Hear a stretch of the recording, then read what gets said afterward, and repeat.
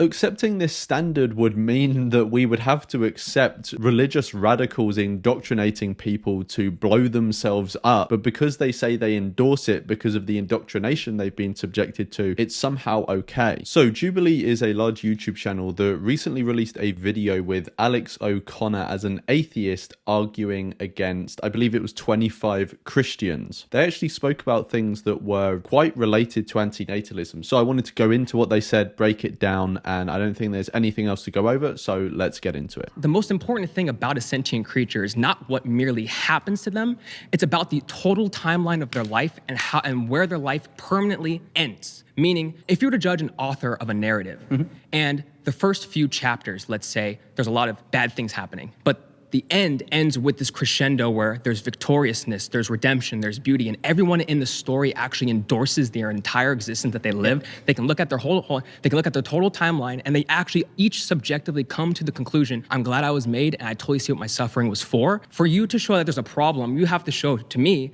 that the suffering of animals cannot be transformed into a life that they will endorse. Okay, so there's a few things I want to respond to in this first clip. The first is of this guy talking about how a good or the best judgment of someone's quality of life, and possibly if it was worth creating them in the first place, is to look at all the good things that have happened in their life and look at all the bad things that have happened in their life and see which one weighs more. Now, I could be misunderstanding the guy, but I don't think this weighing of all the goods and bads in someone's life is actually the best way to determine their quality of life. There are other things we need to take into account, such as the distribution of the goods and bads that have happened in someone's life. Let me give an example to explain what I mean. So we can imagine someone who has a life with an equal amount of goods and bads in it. And so someone may say that the value of those goods and bads kind of cancel each other out, such that the balance of their life overall was neutral. I don't think this is necessarily the best way to determine the quality of someone's life. Even if we take this case where someone does have an equal amount of goods and bads, the distribution of these goods and bads also seems to be important. Let's say the goods are equally distributed across their lifespan, such that at any one time they're only experiencing a mediocre good, but the bads are bunched up and concentrated in specific points in their life, such that they become excruciating bads. It seems plausible to me to say that the way that these bads are distributed makes them worse than the goods are, because the goods are equally distributed such that they're mediocre. It seems like the nature of these bads has been fundamentally changed by them surpassing some threshold that makes them unbearable. Another thing I wanted to comment on was this guy's idea that we could judge whether it's worthwhile creating someone by whether they end up endorsing their own creation. There are a few reasons why I think this is a ridiculous standard. The first is that there are all sorts of features of our psychology and biases that we have that are going to lead us towards rationalizing the harms we experience post coming into existence and experiencing those harms. Harms that if we'd have never come into existence, we would have avoided and not have been deprived of any of the goods that we have experienced since coming into existence. I've gone over a few of those features of our psychology in my video on why our lives are much worse than we tend to think. That's linked in the description. The second reason is because if we accept this standard that we can impose significant harm on someone and it's okay if they end up endorsing it, leaves open the possibility that it's justified to impose significant harm on someone if we only manipulate them in such a way where they end up endorsing it. What about Stockholm syndrome, where a significant amount of harm can be imposed on someone, but because of a possible feature of our psychology, they end up falling in love or having positive feelings towards their abuser? Or what about indoctrination, making someone endorse some sort of cult or religion or institution which could be harming them, but because they're indoctrinated, they don't realize the harm, or they rationalize it in their head? Accepting this standard would mean that we would have to accept religious radicals indoctrinating people to blow themselves up, but because they say they endorse it because of the indoctrination they've been subjected to, it's somehow okay. And the third reason is that accepting this standard based off our own experience could lead us to creating other people and feeling justified about it. But even accepting this standard, we still wouldn't be justified in creating other people based off it. One, because like this guy said, if you have a crescendo in your life that makes you feel like it's worth it, doesn't mean that you you are justified in creating someone to then need a crescendo to make their life worth it. You could just simply not create them and they wouldn't exist to need that crescendo. It's not as a long sort of cabinet full of potential ghost fetuses going, we want to be born, right?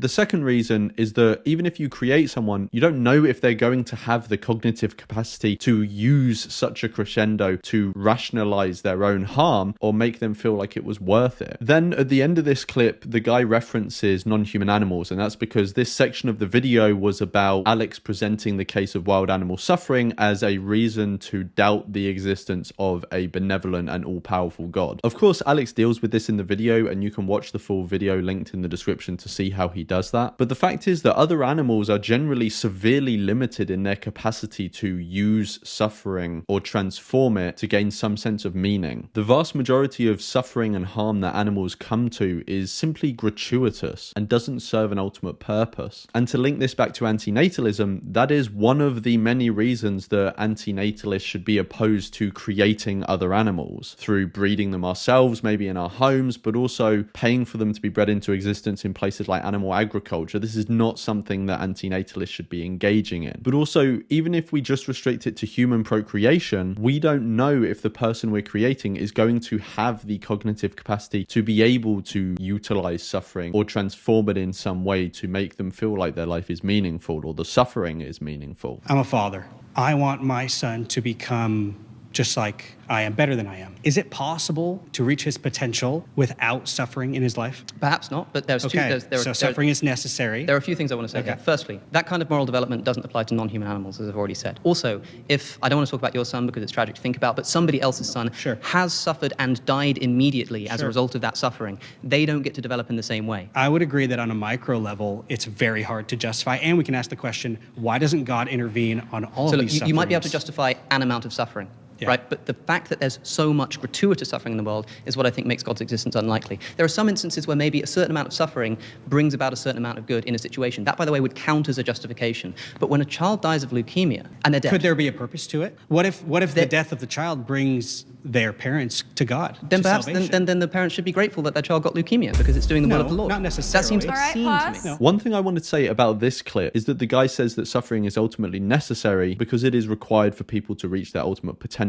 Now, he doesn't really explain what he means by ultimate potential here, but it seems reasonable to assume that he means basically just someone being able to live the best life they can or the most meaningful life they can. The thing is that the only reason they need meaning in their life is because you've created them to need meaning in the first place. Imagine taking someone who already exists and instilling in them the deep desire and need to constantly be holding a red balloon. But for them to acquire a red balloon, they have to undergo some level of suffering. This would be completely unnecessary to instill in someone and really messed up because it's tied to this suffering that they have to go through to get the red balloon you made them need in the first place. This is what we do when we create someone. Obviously, this example of the red balloon seems ridiculous, but I'm using it for that reason, to show how ridiculous the situation is. The only reason we don't see the pointless creation of meaning seekers to need meaning as ridiculous is because it's just so normalized and we benefit from it. But ultimately, it's just as pointless. It is creating deprivation and suffering in service to something that wasn't needed before we created it. Now, someone may say that because this guy is religious, he wouldn't see it that way because he would see there to be an ultimate purpose. But that's founded on a very philosophically controversial assumption that a God exists. And if we're wanting to inflict harm on a child, then you're going to need more than a philosophically controversial assumption to justify that. That seems like extremely shaky ground to justify imposing harm. There's also this bit at the end about a child dying from leukemia and the guy saying that, well, we can look at it from the perspective that it benefits the parents. I don't need to say any more. Alex has already said that that seems ludicrous and abhorrent, but this is where natalism gets you, just with a religious coating. It's a little. No. We say justice is a good thing, but justice is a good thing insofar. Can you know-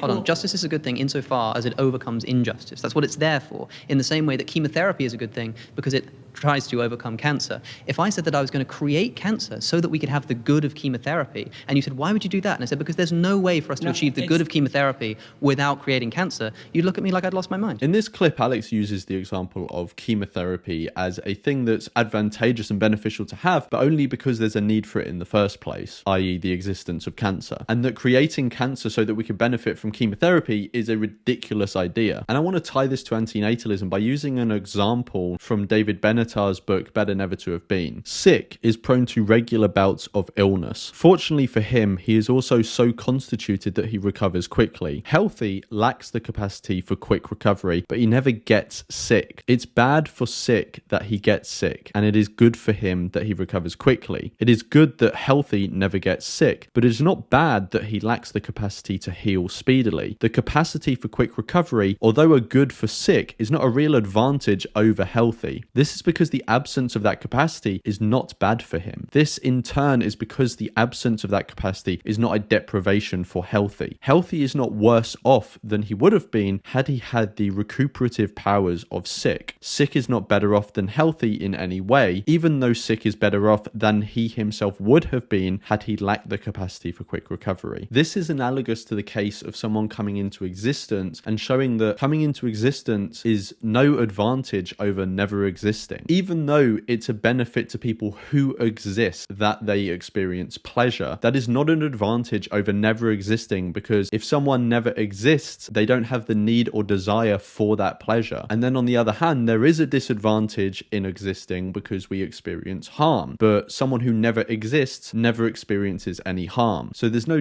disadvantage in never existing and no advantage in existing. So claiming to benefit someone by creating them makes no sense. By way of another analogy, it's good if you have a good retirement once you exist, but creating someone so that they can have a good retirement makes no sense because they didn't need a retirement before you created them. The suffering of animals, I think, is unexpected if a good God is overseeing. But it's not a problem if ultimately they are compensated Well, for I think it. it still is a problem because you don't just get to inflict suffering and then compensate people and think that that's okay. Have you heard of the Bullingdon Club? It's a club. No, if I have to inflict suffering on here, Wait a second. Let me give you this example. Let me give Okay. you this example. There's an infamous club, a private members club at Oxford University called the Bullingdon Club. They're a bunch of like Etonites, posh kids who used to go around. They'd go to restaurants. They were incredibly rich.